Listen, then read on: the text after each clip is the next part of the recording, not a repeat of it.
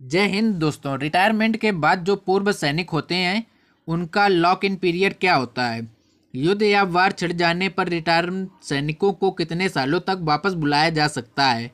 युद्ध के लिए लॉक पीरियड पर सेना ने कंफर्म कर दिया है कि कितने दिनों के अंदर अगर जो आप रिटायर हुए तो बुलाया आपको वापस बुलाया जा सकता है। तो यहाँ पर दोस्तों आर्मी हेडक्वार्टर की तरफ से यह जानकारी आई है कि आर्मी एयरफोर्स नेवी के जितने भी रिटायर सैनिक हैं या सैनिक जो रिटायर हो चुके हैं उनके लिए ज़रूरी ये सूचना है, क्योंकि पूर्व सैनिक जो हैं उन्हें लड़ाई के लिए वापस बुलाया जा सकता है। जब कोई ऐसी वार लगती है तो उन्हें तीनों सेनाओं के जेसवार और ऑफिसर शामिल हैं।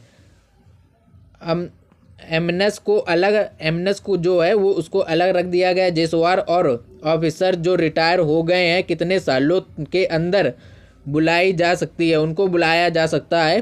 तो इसके लिए किसी फर्म जब पूर्व सैनिक रिटायर हो जाते हैं तो किसी फर्म या एजेंसी के कार्यरत हो जाते हैं तो पूर्व सैनिक बिना किसी शर्त पद मुक्ति माना जाएगा। साथ ही पूर्व सैनिक को दी जाने वाली सैलरी या लाभ, और जो सैलरी दी जाती है या कोई लाभ दिया जाता है धर्म और कंपनी द्वारा, तो बिना कोई शर्त के लगातार चलते रहेंगे। इसके लिए पूर्व सैनिक को कॉल की जाएगी, और कब कब कॉल की जाएगी, जब भी कोई विपत्ति आएगी या कोई भी ऐसी लड़ाई होगी जिसमें देश की सेवा की तरफ से क्लियरिफिकेशन दिया गया है। अगर इंडिया वॉर की सिचुएशन में आता है तो पूर्व सैनिक वापस बुलाए जाएंगे। उनकी लिमिट कितनी होगी और कितने सालों तक होगी। तो ऑपरेशन सिंदूर जल्द ख़त्म हो गया, नहीं तो पूर्व सैनिक को वापस बुलाते lieutenant general Manjeet Singh. South western command के लेफ्टिनेंट जनरल मंजीत सिंह ने हिसार में एक्स सर्विसमैन की सैलरी में बताया है कि ऑपरेशन सिंदूर में देशभक्ति और वॉलंटियर की भावना ने 19 घंटे में दुश्मन को घुटने टेकने पर मजबूर कर दिया। Hisar south western command lieutenant general Manjeet Singh ने कहा है कि ऑपरेशन सिंदूर के दौरान मुश्किल समय आया था। देश में आतंकवादी हमला हुआ, इसके बाद पूरा देश में सेना की कार्रवाई की तरफ देख रहा था। यह लंबी लड़ाई की तैयारी कर रहे थे। हमने एक्स सर्विसमैन की लिस्ट तैयार कर ली थी। जो एक्स सर्विसमैन है उनकी यहाँ पर लिस्ट तैयार हो चुकी थी, लेकिन हमने देखा कि लड़ाई बहुत जल्दी ख़त्म हो गई और 19 घंटों में दुश्मन जो थे उन्होंने घुटने टेक दिए। तो लेफ्टिनेंट जनरल मंजीत सिंह ने शनिवार को हिसार कैंट स्थित मिलिट्री स्टेशन में एक्स सर्विसमैन सैलरी के दौरान पत्रकारों से बातचीत कर रहे थे।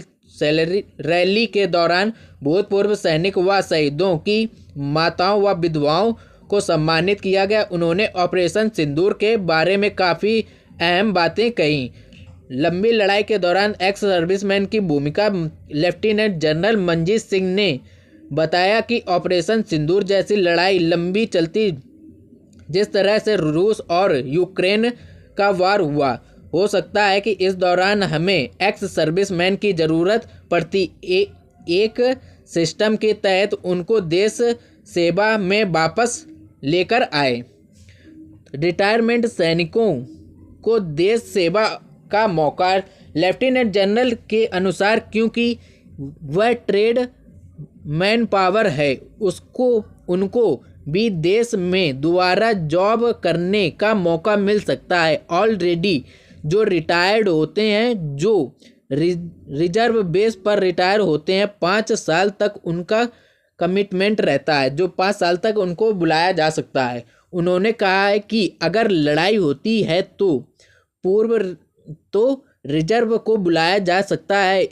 इस तहत एक्स सर्विसमैन हैं, उन्होंने वापस देश सेवा की उम्मीद होती है। ऑपरेशन सिंदूर के दौरान कई भूतपूर्व सैनिक जिसको एक्स सर्विसमैन भी कहते हैं, खुद वॉलंटियर करके हमारे अपने स्टेशन में पहुंचे थे। सेना के अस्पताल और एक्स सर्विसमैन की सुविधाएं। लेफ्टिनेंट जनरल मंजीत सिंह ने बताया है कि देश में सेना अपने 20 अलग अलग अस्पताल बनाएगी, अलग अलग जगहों पर। इनकी लोकेशन अलग अलग होगी, जिनमें एक्स सर्विसमैन का इलाज करवाया जा सकता है, जिसमें एक्स सर्विसमैन का इलाज करवा सकते हैं। इसको लेकर पायलट प्रोजेक्ट चल रहा है। पूर्व सैनिक जिनकी उम्र 70 पार हो चुकी है, उनको घर पर मेडिकल सुविधाएं पहुंचाने पर कार्यरत कर रहे हैं। इसके लिए ब्लॉक स्तर पर वॉलंटियर हायर करेंगे, पर सिस्टम को सर्प योजना के तहत जोड़ रहे हैं ताकि एक मेडिकल क्लेम सैनिक ले सकें।